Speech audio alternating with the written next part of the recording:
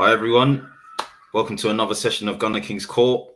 I've got a very special guest that I'm welcoming on the show today, and a lot of interesting stories, plot twists, and turns to discuss. So, yeah, let's get into it.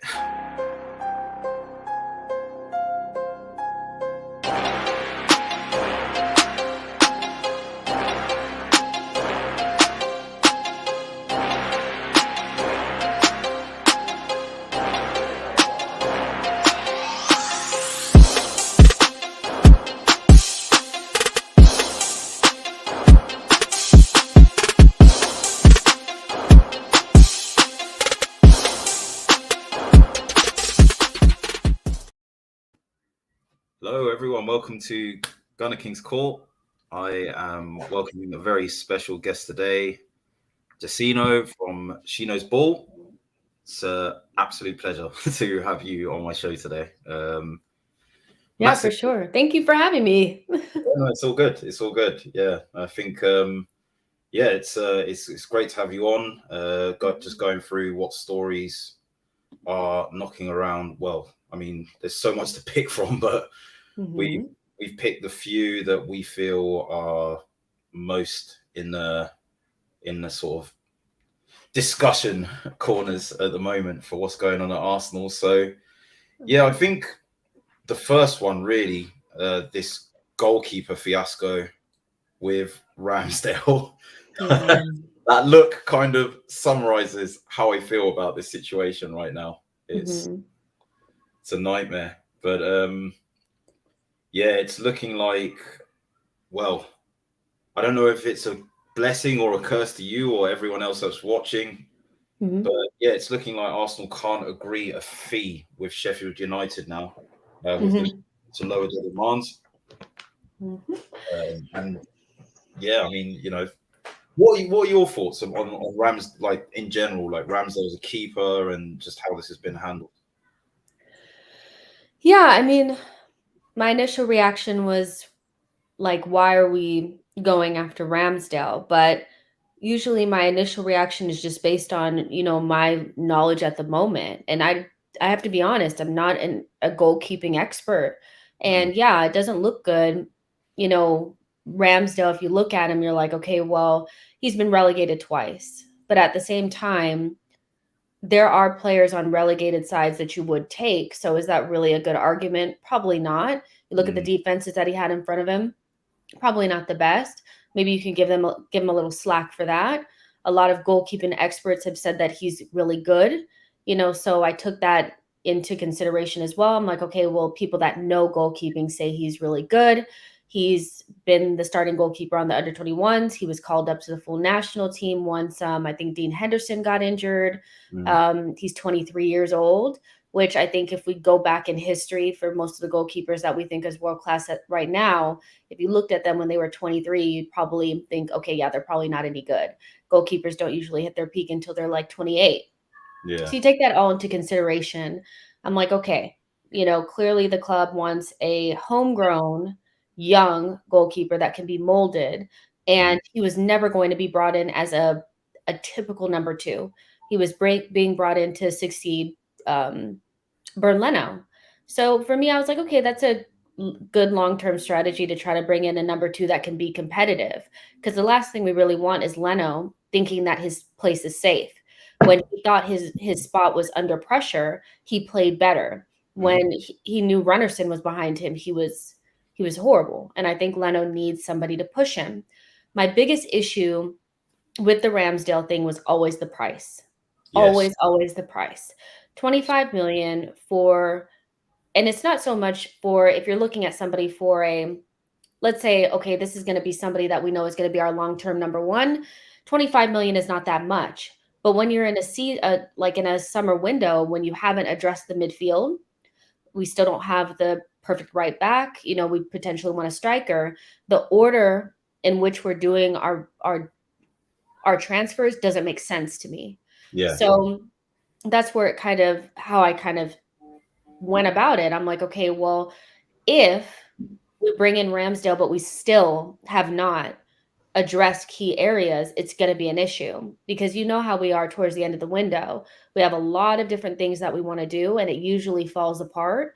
And so, I'm thinking to myself, okay, here we go again. We'll bring in the keeper, and then at the very end of the window, he'll either pull it off or he won't, in terms of getting the midfielder. So I got nervous. Then reports come out that the deal is falling apart. And I know a lot of people are happy about that, and that's perfectly fine. But the season starts tomorrow, and we don't have a suitable backup now. Yeah. So the risk that you took, like, it didn't have to be complicated. If you wanted to address is anybody else asking for Ramsdale? Let's just put it that way. If you wanted Ramsdale, could you have not gotten him next season? Mm-hmm. Could you have not gotten him? Nobody's beating down the door at Sheffield trying to get him.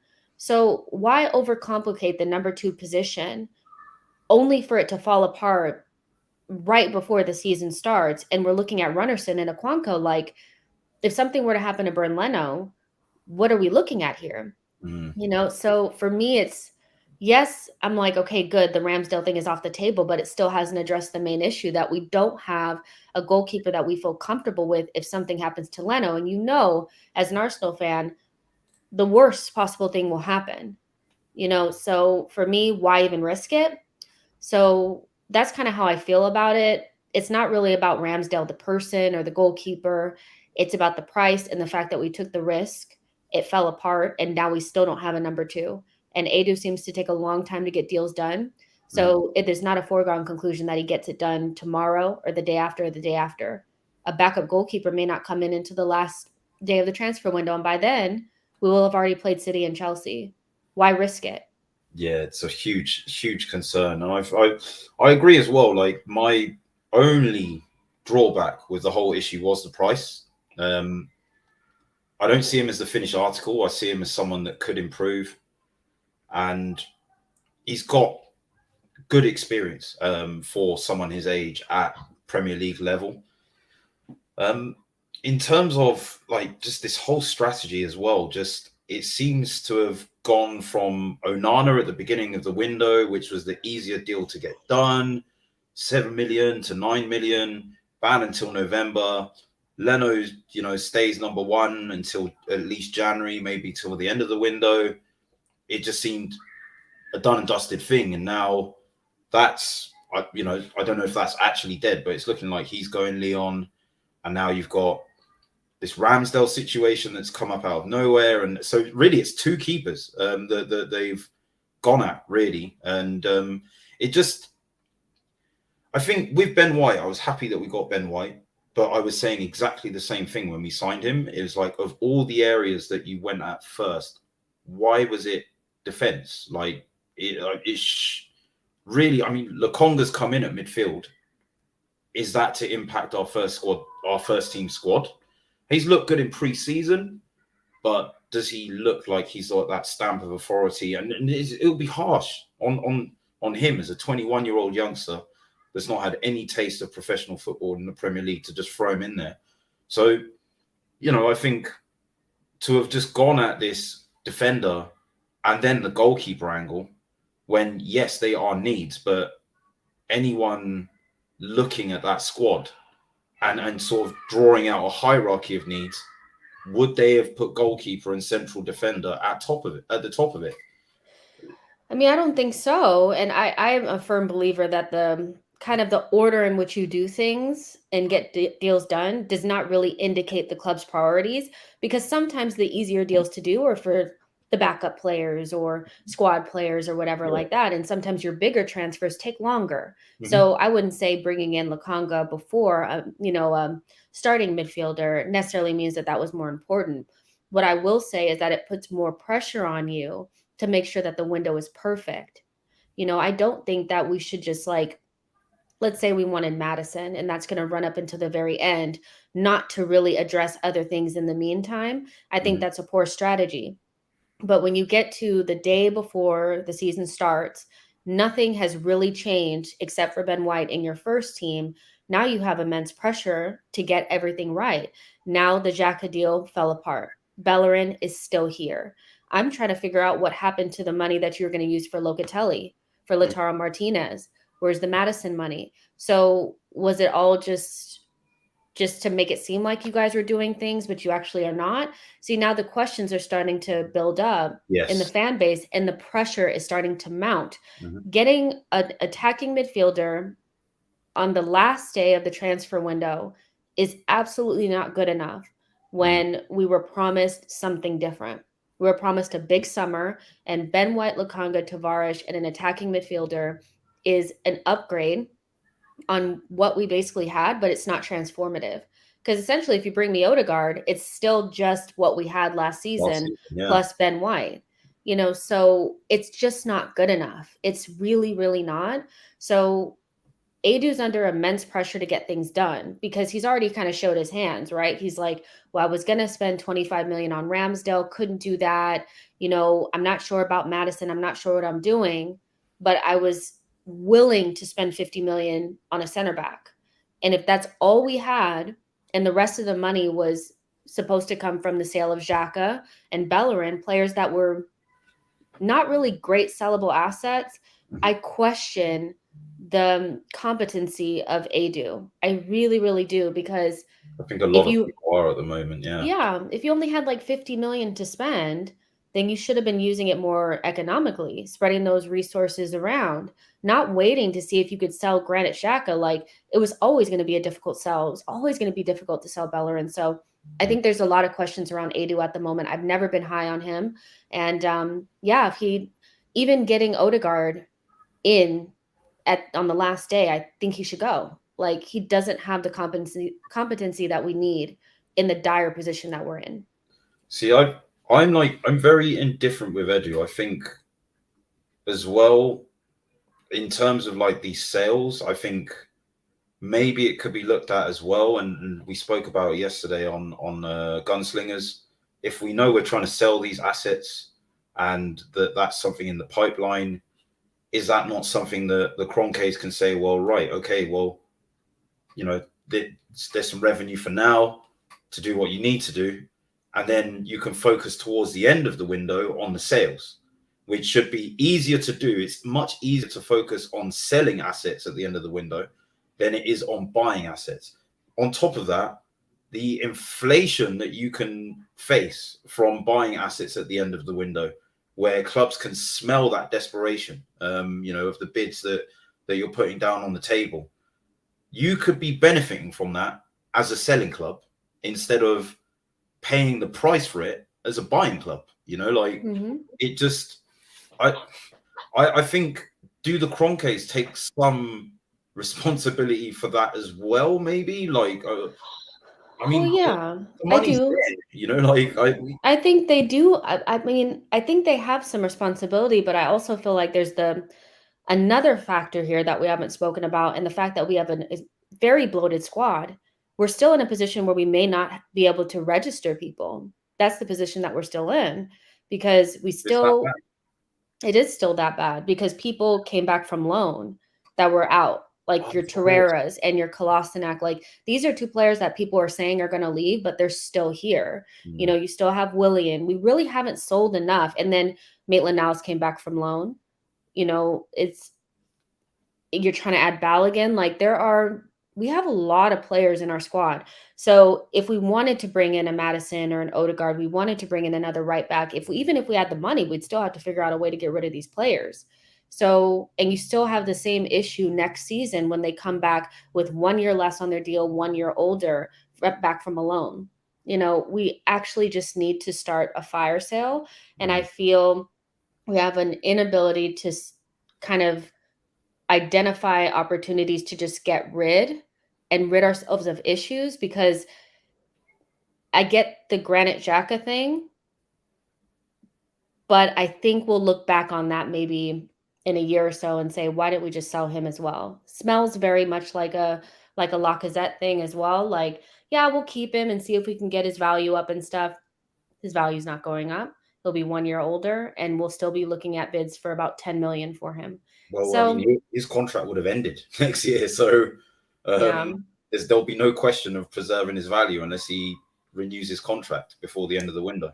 Yeah, and he still has not, to my knowledge. They said they were going to give Bellerin and Granit new contracts, and they have yet to happen to my knowledge. Like, they're saying it's close. So I don't know if this is still a ploy to try to get somebody to come in and buy these players. Nobody wants them. That's the truth, so sometimes you just have to concede.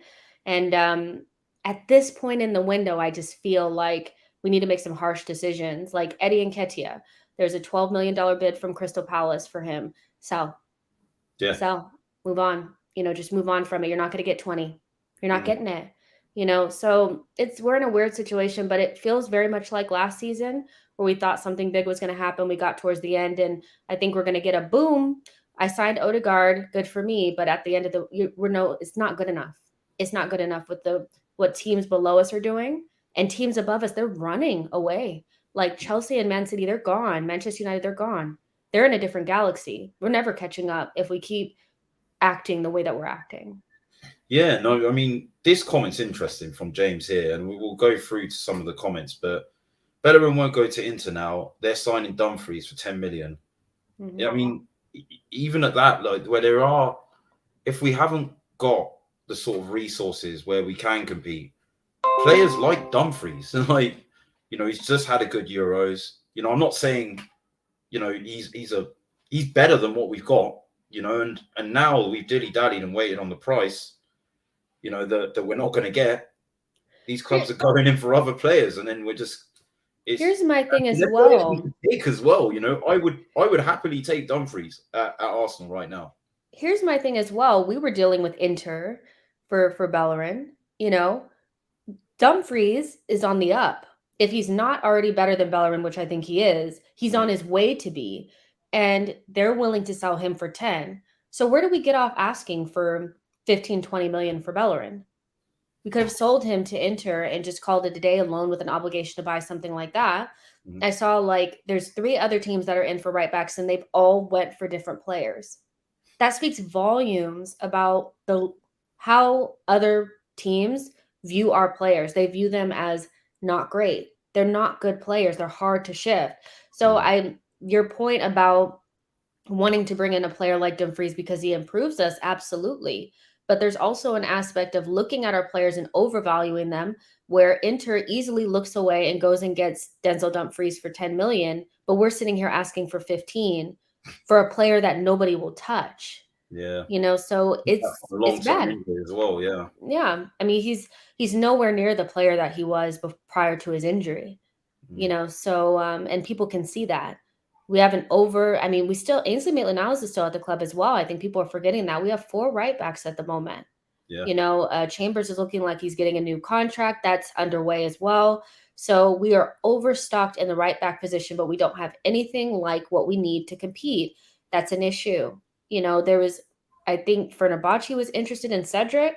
Why not move him on? What's the point of having Cedric there? What are we holding on for? I really don't understand. None of these players are good enough.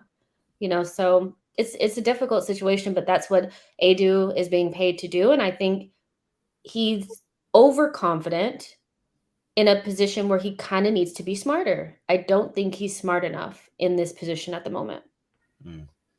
Yeah, no, I'm starting to ask questions. I mean, I think the window started okay, where it was like, okay, we're doing earlier bits. And as you said, I think the squad players were the easier players to get done with Tavares, Lokonga, and Ben White. I gave a little bit of leeway with him being at the Euros, having to go on a break afterwards. And then it's just kind of just pitted out. I think what they really anticipated, I think what they've done is they've planned out a whole window and said by this point we would have sold X, Y, and Z. And now they haven't. They've just kind of, well, what do we... I agree. Yeah, I genuinely think that's what it is, and I don't think it's very good planning. I think there's a fine balance between, just accepting anything for players, and then everyone just comes in with silly bids. But at the same time, if our squad needs reducing, then what can you do? I mean, how much would you agree with this? In terms of, I think that's pretty spot on from DWTT. He's saying Arsenal hasn't improved players with years of experience. So keeping players to improve their value is misguided thought. Not many have come to Arsenal to get better. I mean, Yeah, that is a huge issue. Usually players either stagnate or decline at Arsenal. Some almost instantly, the moment that they get to Arsenal, they begin to decline. And I agree with that. We never really, and this goes beyond just the last 2 seasons. You know, there was, I think, a $50 million bid that came in for Bellerin from Barcelona maybe 3-4 years ago. We didn't take it. There was a $68 million bid from Manchester City for Alexis. We didn't take it. We gave him away on a swap deal. Like, Then we gave away the guy that we swapped him in for. Exactly. We never quite know when the right time is. Lacazette could have left last season. We didn't take it. Now we're trying to figure out a way to Jimmy rig him and Aubameyang into a side when there's opportunities to get better strikers, and we can't get it together. So I do agree that keeping players with the thought process that we're going to increase their value is always misguided, because we don't improve players. They get worse under us. And if they do get better, they usually leave to better teams anyway. Maitland-Niles could have been sold to Wolves last summer for 15 to 20 million. Can't get him off the books now. Arteta said Eddie was not for sale in January and then did not play him a single minute after the January transfer window. It's a sickness in the club. Like, I really think that there's some people there that really don't know what they're doing, and it's digging our hole deeper and deeper. Yeah, and I think that ties in, you know, the Maitland-Niles one is one that James feels especially strong about. Yeah, and I think, you know, we do need to just reset. I personally think as well, there's an altruistic way of looking at selling players as well. If you're selling them under value and you're bringing in appreciating value assets, Lokonga, Tavares, they're going to appreciate in value. Dumfries, he goes to Inter Milan for 10 million, he appreciates in value. So why not look at it as offsetting some of the loss on the value of the appreciating assets you're bringing in, instead of being so hamstrung on getting the right fee? You know, like that could be another way of looking at it. And it's just, and for fringe players as well. Like, we're talking about players that, besides Granit Xhaka, these are none of these are really players that start for us. Like, Bellerin lost his spot to Chambers. He's no longer a starter. Ainsley Maitland-Niles, squad player. Willock, squad player. Nketiah hasn't played in months, squad player. Why are we holding on to these assets? The only thing about Xhaka that I gave them a little bit of pass on is because he starts every game. And I don't really like the idea of selling starting players for way less than their value, because it sets a precedent moving forward. But we could have sold so many players, and like, all of that really adds up, and it frees up space for you to just kind of move forward. Because I believe we have the money, but we really can't move on until we move some of these players on. And yeah, we'll see what happens. I mean, we look to be getting 20 plus for Willock. Let's see how he uses that money. You know, he could have been trying to use that to get Ramsdale. Like, you know what I mean? Like, Adu is under fraud watch for real. This is because this is very similar. It's true. It's very similar to last summer. We started off like a house on fire. You know, this is before we thought Willian was going to be what he is, but we got Gabriel through the door, we got Willian through the door, and then a long period of time went by where nothing happened. Nobody left, nobody came in. Then at the very end of the window, after the Awar deal fell through, we got Thomas Partey, and everybody forgot about it. Doesn't this feel like deja vu? Oh, don't, please. I'm just saying. I feel like I've been here before.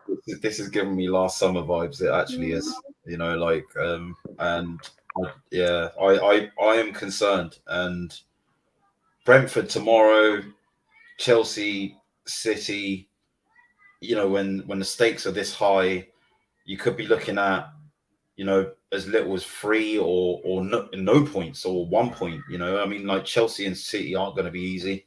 We don't fare well against City historically. Obviously, I want to believe we can win these games, but looking at the squad the way it is at the moment, I definitely think there are reasons to be concerned. I mean, the question I wanted to ask actually here that James asked, in terms of the goalkeeping option, right? The way that myself, Kelvin Gumza, who's features on our show as well, have been looking at it is why not go for a more experienced, maybe a free transfer or a cheaper backup. I mean, PSG are sat there with 8 keepers that, you know, realistically, they're going to want to register free. Barcelona are in the mud. They need to get people off of their books. They've got Neto there, who hasn't been in the first team for a while. Why not apportion, if it is for one season, why not get someone, one of those guys? Areola just went West Ham from PSG. That's a guy we could have taken, and he had Premier League experience from Fulham last season. So it's like, what's going on? In terms of the goalkeeper situation, the other thing that concerns me with buying Ramsdale, at 23 as a goalkeeper, you need 38 games a season, or as close to that as possible. If he's coming in as a backup to Leno, he's playing cup games. So theoretically, how is his game developing when he's only playing sporadically in cup games? I genuinely think they would have tried to play him as a first-team keeper. You don't spend 30 million on a keeper to not play him. Yeah, I think they had this idea that they're going to have a competitive atmosphere within their goalkeepers, which I think if nobody else is really doing that, why try to be the first? I'm not quite sure that that's the direction that you want to go in.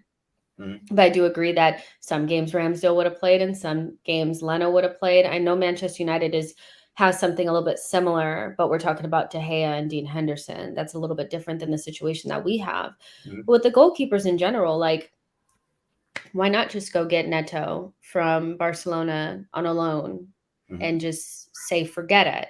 Because when you tell me that there's 25 million available for us to spend on a goalkeeper, I instantly want to snatch that out of your hand and go try to get a midfielder with that, because that's really what we need, So I would just go get Neto. But see, the only thing about him that we would have to watch out for is the fact that his agent is Kia. What kind of wages, what kind of silliness is going to be added into his contract? Willian all over again. Yeah. Exactly. Nothing is ever really free when you're dealing with Kia Jaraption and all that. But there are plenty of keepers that you could bring in as another number, like a number 2, that wouldn't cost you an arm and a leg. This guy's just had his contract ripped up at United, Romero, and obviously, Argentinian international, experienced in many different leagues. Has played at the highest level. Yeah. There you go. There's no reason to overcomplicate this, especially now we're a day away and Runnerson is our number 2. You risked it. He's coming off arrogant to me, and that's not a good look when you're somebody that I feel like is incompetent at their position.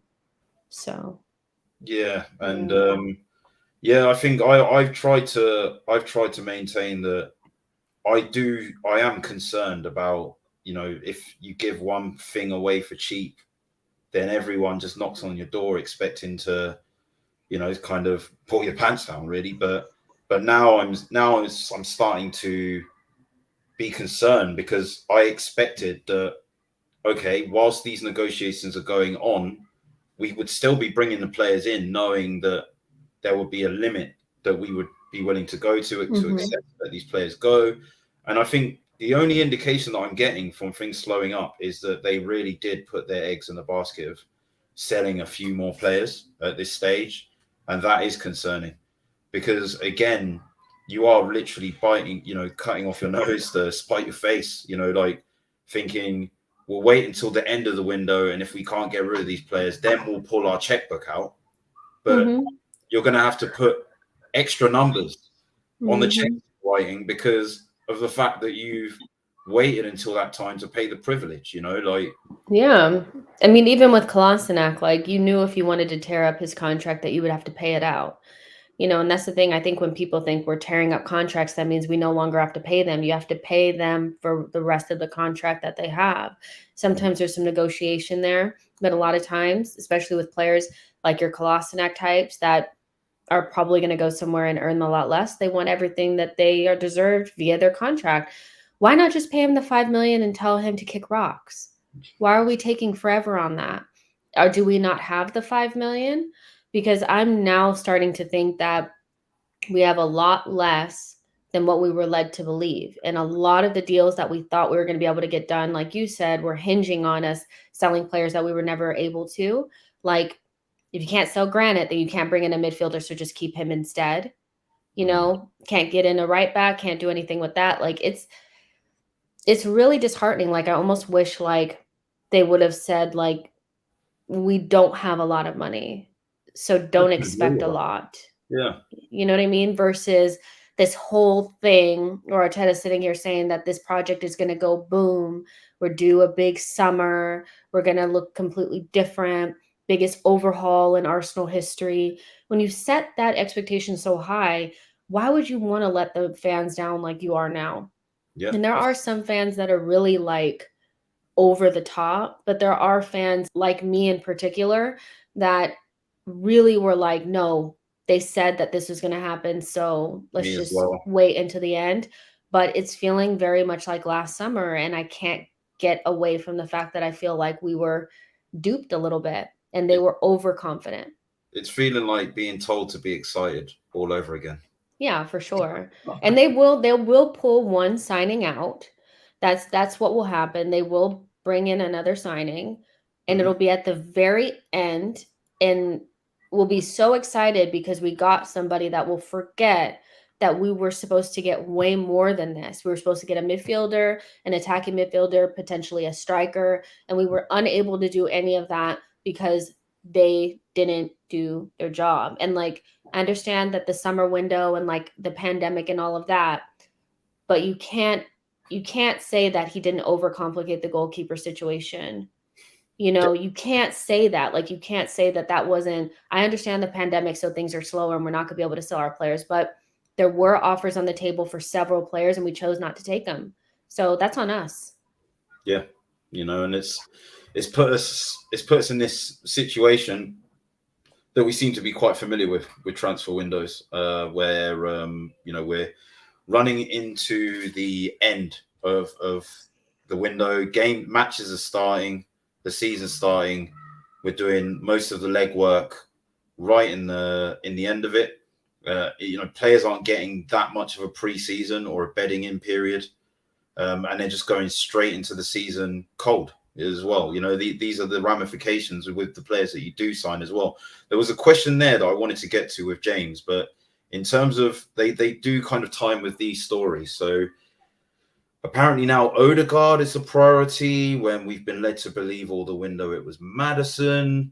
We're just waiting on Real Madrid and what their thoughts are on selling Odegaard, whether or not they decide to keep him or not. I don't know. If he is the first target and they decide to keep him, and bear in mind, Ceballos and someone else just got injured. Yeah. Tony Cruz is injured, is he not? I think so, yeah. I think it's Cruz as well. So, so what's the chances of him leaving now? That's it. You know, like, I mean, they're hamstrung, you know, with their new wage bill ruling. I think only 70% of generated revenue can go on to supplementing the wage bill.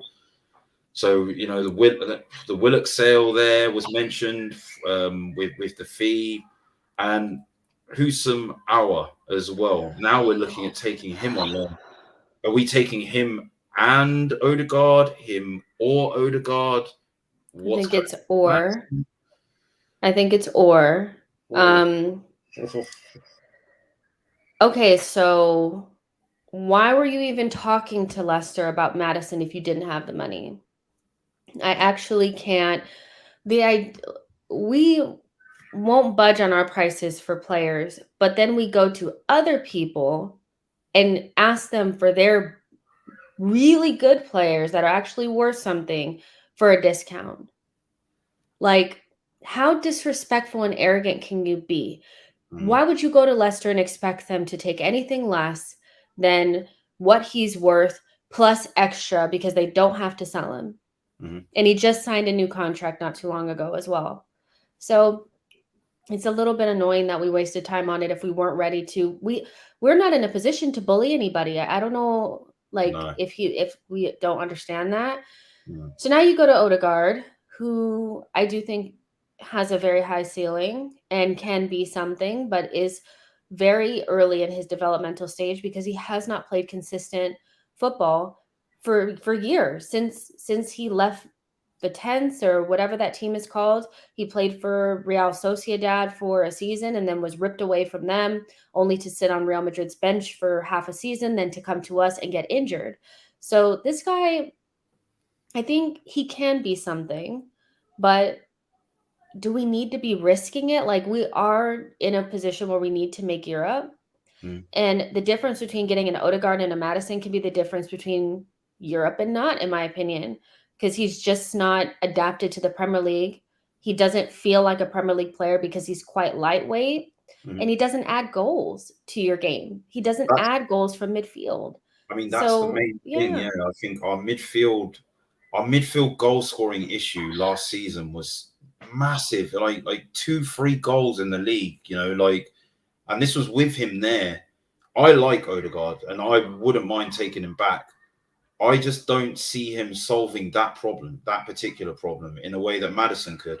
And I think the money that Real Madrid are going to want for him, I mean, I've not looked at any figures. I would suppose probably 40 million would be the sort of range. I mean, if it's a difference of 20 million to get someone who's more proven in the league, who adds goals, that's willing to come to Arsenal as well. Yeah, it's just like a bit of a robbing Peter paying Paul situation to think, well, we can't spend the 20 million there, but we can spend 30 million on the goalkeeper, but we can get that goalkeeper and just settle for an Odegaard who doesn't add goals to us, whilst the goalkeeper sits on the bench because we've already got a first team keeper. But that goalkeeper's 23 years old, and that development game time that he would need, he's not getting because he's sitting on the bench. It's like they're all connected together like these dots, and it's just giving me a bit of a headache.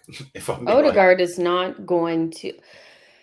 If we get Odegaard, I would say we're struggling to get sixth. That's the reality, because we struggled to get up the table with him there, and Ben White is not really going to change. He'll change a lot, but not without another right back, not without a new midfielder. Like, it all kind of, all the pieces have to kind of go, and we still have the same strikers who I think are holding us back as well. So it's a difficult one. I still think we would lack that star quality and somebody who's going to kind of take this team to the next level and decide that they want to take us up the table. Maddison has that type of ego. Odegaard does not. Neither does Aouar, you know. And with the Aouar thing, it's kind of like, if you're going to want him, you want to get him. And I understand people are like, well, he has attitude issues, la, la, la. Then don't even get him on loan, you know. Just buy him. We need permanent solutions. Yeah. Permanent. Like, we don't need, when you're on loan, you're less committed. The last thing you want is somebody who you're questioning whether he's committed to anything, plus the fact that he's on loan. That's it. And I think if you're gonna loan someone, you know, I'd more understand it with Odegaard than I would with Houssem Aouar, you know, given that he is available extremely cheap. You know, like, I mean, we're doomed if 20 million is beyond us to get a guy that last year we was about to buy for 50 million if it wasn't for an excessive agent fee. That his representation, you know, so the fee got in the way there, the agent fee. Now he's under half the price, and you want to loan him? Like, it's just, make it make sense. Make it make sense. None of it makes sense anymore, and it's just kind of like, I've lost like a lot of my excitement for the window. Like, a lot of it, like, it's been deflated over this last week or so, because it just reeks of a lack of direction and cohesion and just intelligence. Like, I can't, you know. So whether we get Odegaard or Aouar, it is what it is. This window is not successful because we weren't able to get our targets in on time. We're going into the first game of the season without a backup goalkeeper. And we were promised more, you know. So why are you in for Locatelli if you didn't have the 40 million to spend on him? What are we doing? Why, you know, are you doing it to look a certain way? Or were you that arrogant that you thought, well, they'll wait around until we sell 3 or 4 players to get him, no big deal? Do you think that's making us look stronger in the market or more stupid? It's just making it worse. And then It is. that's It's a joke. you go in for players, you get quoted silly prices to buy them. You go to sell players, you get quoted silly prices to sell them. I mean, what I wanted to touch on was this as well, what James said, because I've like watching your earlier shows, like I saw that, you said, and I think it's realistic as well. We can't expect to solve all of these issues in one window. And I think we're fine with that. We're comfortable with that, like make as significant headway as possible, and leave yourself, just lighter things to do. This is why, like, the goal, if you're a backup goalkeeper, right, you're not playing a lot of games. So, to take 30 million there and then take that away from a striker, a cam, a central midfielder, and a right back. Lokonga is as a central midfielder has come in. I maintain Xhaka, El Neni, have not taken us forward for so long. Partey is now injured for 4 to 6 weeks. That's now looking like a problem. Like that is something that we might have to live with throughout his Arsenal tenure. So all of these things, it's like, is it enough getting Lokonga? I don't think so. I think we need another one. I think I really saw Lokonga as a squad player that would come into shadow Partey. Partey's now injured for 4 to 6 weeks again. Have we got another Diaby or Tierney on our hands? Where they're constantly going to be in and out of the squad, and then that means Lokonga is suddenly being cast to the wolves, and he's being forced to play more. Then he makes a mistake, and then the toxic level that the fan base is at the moment rips him a new one. And then we've got a whole Xhaka and Bellerin situation again, like where every mistake is being preyed on, where like people are literally getting out their microscopic lenses to hone in on Lokonga, and he doesn't deserve that. Like no young player deserves that, and I'm just, for that reason, I think realistically 3 out of these 5 areas, if we could do them all, it'd be great. But this is Arsenal, and I don't think we're going to. Like, the unfortunate thing. I have to be honest, I don't see a central midfielder coming in. Unless there's something that I'm missing, I don't see it. I think once Xhaka signs that new deal, it's done, because they were only going to bring in a midfielder to replace him. I just don't see it, because one, we can't walk and chew gum at the same time. We have an inability to do more than one deal at a time. And we have 2 weeks left in the window-ish. What is it, the 12th? 12, so we have about 2 weeks left in the window, and we're struggling to get key areas addressed. So if it's going to take Adu time to get another goalkeeper, he'll struggle to get the creative midfielder, and I think we'll be left short. We're also spending time looking at strikers, and I almost feel like if you don't think you can get rid of Lacazette, which is what needs to happen, then you need to dead that. Because why wait into the last minute just not to get a striker when you could have used that to get a central midfielder, which you have a spot for, really, if Thomas Partey is going to be injured. I just think the way that we work is not conducive to being smart, good in the window. Like, we're just not. Most teams, it feels like they hone in on one thing, get it done, and then move to the next. It feels like we have a bunch of different things open at once, and we're kind of do little pieces of each thing at once, like, and it doesn't feel like we're focused on anything. So as much as I understand that these positions are really important, I cannot see a right back coming in. I do not see a central midfielder coming in. And I believe goalkeeper and creative midfielder will end up with like Neto on a loan. And I would love to see the elements of that contract being that his agent is Kia Drapshin, and probably Odegaard or Awal on the last day. And that's it. And then some press conference from Arteta saying, we tried everything that we could. The market is very difficult, but I think we had a successful window under the circumstances. Blah, blah, blah, blah, blah, blah. Yeah. I might just hibernate for a whole season, Jess. Because that central midfield, oh God, no. And it's our biggest issue. So that's why I don't really understand why we don't there's another aspect of this where, you know, if you have 40 million, which may be all that we have left, why not get 2 midfielders for about that amount? You can get 2 midfielders, as a creative and a regular central midfielder, for that amount and cover 2 areas. The 40-50 million dollar mark for us just feels a little bit out of the, it feels like we're reaching at that price.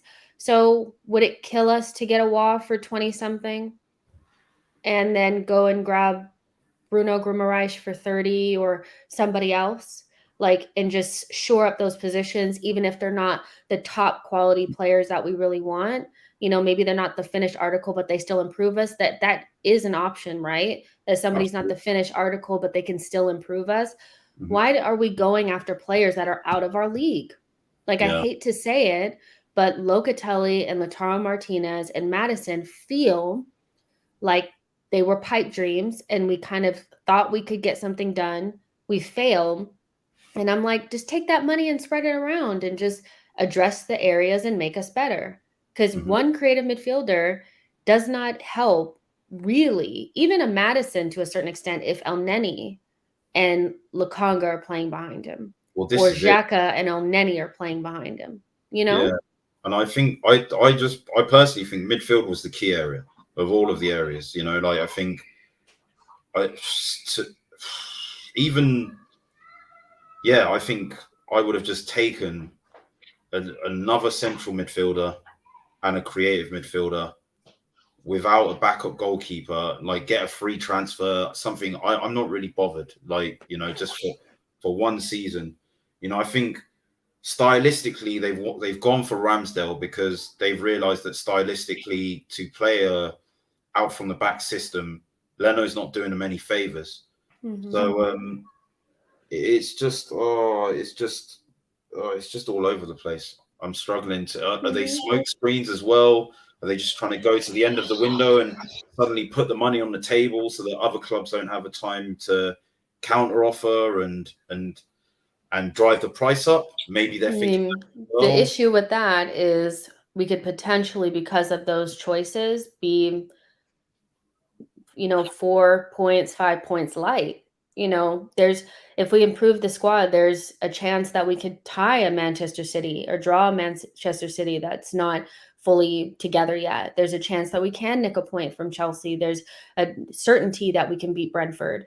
So again, when you get to the point where there's about 8 really competitive teams, let's take the top 4 out of it, or the top 3 out of it. There's 5 really competitive teams all fighting for the same positions.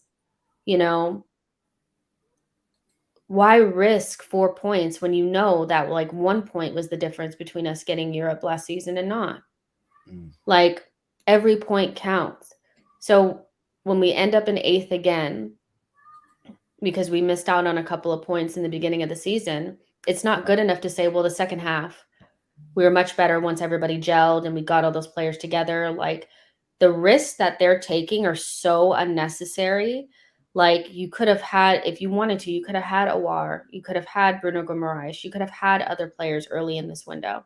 But you chose to chase after pipe dreams, and it failed because you were arrogant. Like, it's just weird. It's weird, but it does feel very similar to last season. And I'm tired. TLC chasing waterfalls vibes. Yeah, pretty much. I'm like, oh, lakes that you're used to, please, man.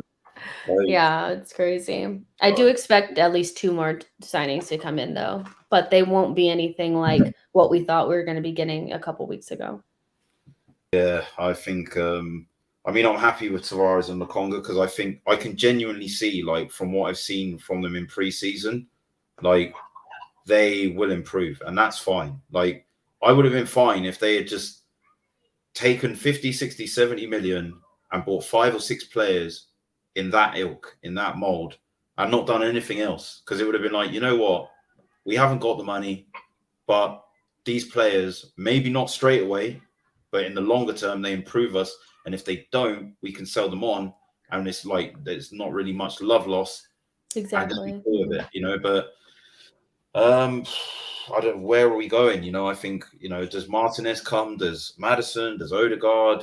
Do any of them? Like, do we end up with anyone? Like, which is, and the eighth place thing, man, just that dreaded that I heard that word, and it's just I'm getting nightmares. Honestly, I'm gonna get so cooked. I mean, it's So, hard. It's so going to be cooked. a difficult season because other teams have improved as well. You Mhm. know, I expect Leeds to do really well this season. I expect Aston Villa to do really well this season. I expect Everton to be better under Rafa Benitez this season. So, have we improved enough to keep them away from us? I'm not sure because they've also improved. Have we Mhm. done enough to close the gap between us and the people in front of us? I don't think Definitely so. not. So I think it's going to be a struggle, especially for a team that cannot do what's required, which is score goals. You know, I don't know. Well, when I watched the game against Spurs the other day, what I felt was we were a team that could build up quite nice, but we cannot create a chance to save our lives. Whereas Spurs have no build up play, but they attack. Like they have a couple of players that know what the game is about. And like Son, he's one of them. And we just don't have that killer instinct. Like we don't have anybody that could just take the ball, turn and shoot into the top corner. We don't have anybody like that. We haven't had anybody like that since Alexis Yeah. with that special star quality. So, and thinking that Saka and ESR are going to be that next season, I think is disingenuous and unfair, you know, to very young players that should not be carrying this team. And I think they already feel the stress level. And yeah, it's not fair, you know. And I also think about, you know, kind of just yeah, like something that I've been thinking about for a long time was what happened to Aubameyang. You know, and I said it last season that I felt he signed the new contract and was promised things in terms of players that were supposed to come in to help us compete. There And you he go. knew once this window closed, and we also did not register Ozil, which is not something that I really want to bring out, but that's pretty much when the bad form started. How do you tell Aubameyang, somebody who 31 years old on a team that's not competitive, that you're going to do what's necessary in the window to compete, which means at least bringing in a creative midfielder to get him the ball. You Mhm. don't do that and you expect him to be fired up. Like, what is that? It doesn't happen. It Like, doesn't happen. They've actually done the exact same thing to Ben White now. They mhm. promised him other players would come in after him. Oh, they've done So the same thing to Van Persie. They've done the same thing to Sanchez. They've done the same thing to Ozil. They've done the same thing to Henri Vieira. Like, you know, like you this goes back, this kind of yeah, behavior. You know, the it just seems like we get one or two players in that are world class at that time, and they need that help around them. You know, like instead we leave them there, we let them carry the club, which Aubameyang has done like since he's been here, bar last season. This is why I get upset when I see people getting on to him, you know, like because it's like this guy has literally been the only like one of the few rays of light up and going into last season. But what happens when you put a club on your back for 2 seasons? You buckle, you know, like it's this reality, you know, like you know, you get asked too many times to do things on your own. And this is why I've never called Ashley Cole a traitor. I've never called Van Persie a traitor. I've never called them snakes because it's the same cycle. It's the same cycle. We break these players, and then the fans will call them out for leaving. It's like it's the board, you know, like yeah. it's literally just history repeating itself with these perpetual cycles of you know promising these players, as you're saying, the world and delivering them nothing. Can Nothing. you blame Aubameyang? I mean, we're a team that struggles to create chances. He's always outperformed his XG. So you get to a point where you he was literally talking about Awa in an interview, a friend from a French outlet last summer, that I would love for him to come in. So clearly he had been briefed from the club that this is something that we were trying to do, and we couldn't get it over the line. Yeah. How disappointing do you think that was for him to see Willian, a central defender, and Thomas Partey come in, but no attacking midfielder to get him the ball? He is a priority. You just put him on the contract. Mm. Why not get him the player? And not only that, you kept Lacazette. There was a deal on the table from AS Roma for him, and that money could have got you a wall. It's just stupid decisions over and over and over again. Then you have an Aubameyang that's fired up. And no, I don't think it's okay to just like play whatever because you don't get your way. But those are really, really big, commitments that you made that you didn't come through with. And the same thing is happening with Ben White. They literally said he wouldn't be the last big signing coming through the door. And Odegaard on loan on the last day of the season is not holding your promise. It's not only practice. It's not just about us. It's about the players as well. You have Saka on a new deal. You have ESR on a new deal. Balogun on a new deal. Like, these players are going to expect things as well. Tierney on a new deal. They're expecting. Yeah. They're young as well. They need leaders. Like they need more established players to kind of guide them. And at the moment, you've literally where is the leader? I think Xhaka can't take the armband back, or can he? But do we really want his brand of leadership anymore? I think we needed a character change as well in the dressing room. We still have Bellerin, Aubameyang, and Xhaka leading this team out in another season where they have not been the type of leadership that we've needed for the last 4 or 5 seasons. We needed a changing of guard, and we didn't get that. And you can say it's the pandemic, but I say it's also missing clear opportunities over and over and over again to kind of shift the team and evolve it. And that's down to Edu for me. Yeah, well, I think a few other guys within our show feel the same about Edu. I think for me, just the whole question begs, why was he even appointed in the first place? Twitter is such a toxic place at the moment to be an Arsenal fan, and it's like being on there, and it's like Edu, Arteta, who we know at the end of the day have never done a job like this before, ever. And not only have they never done this job before, they've never done it at one of the biggest clubs in England and on the world stage, where this club is currently in a transitional point. It's still recovering from the 22 odd years that Wenger was here. Let's face it. We're barely out of the out of the starting block. Sorry, of that transition. Out of the Wenger phase, and at this moment, at this critical juncture in Arsenal's future, you put people that don't have the experience. That's why I don't want to say that I'm ignoring Edu and Arteta. I'm not like, they're giving me what I expect from them. They are interns that have been put on the job and been expected to do things that you have not been asked to give a senior professional that is needed the opportunity to do. So it's scary. What could end up happening of this window? I would say if we don't get into Europe this season, recruitment is going to be even more difficult the season after. Now we're really far away from being where we're supposed to be. You can start looking at your players like Saka and ESR. You may think that they're going to be here forever, but not if we're not competitive.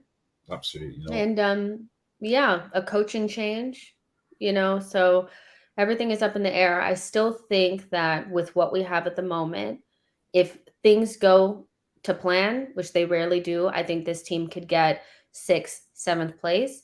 That being said, we always have times where things don't go our way, referee decisions, red cards, injuries, and things like that can easily help make us slip into 8th place.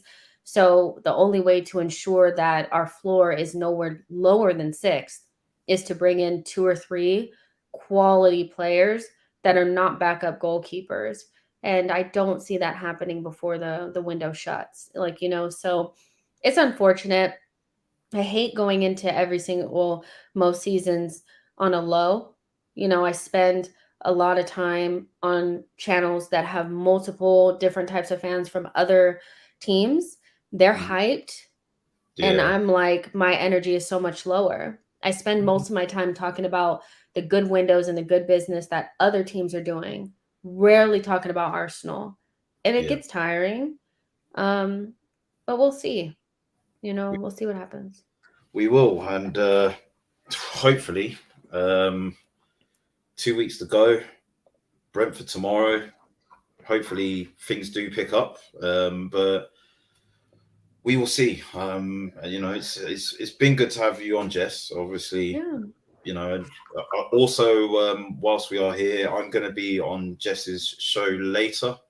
We're doing predictions and thoughts on the Brentford game. Yep. So that'll be at 10 o'clock this evening, and also the watch along tomorrow as well. For the game. Brentford. Hopefully we get a result. But Ivan Toney scares me, but we'll see what happens. But yeah, guys, be sure to tune in. Jess, once again, it's been great to have you on. Thank you for having me on.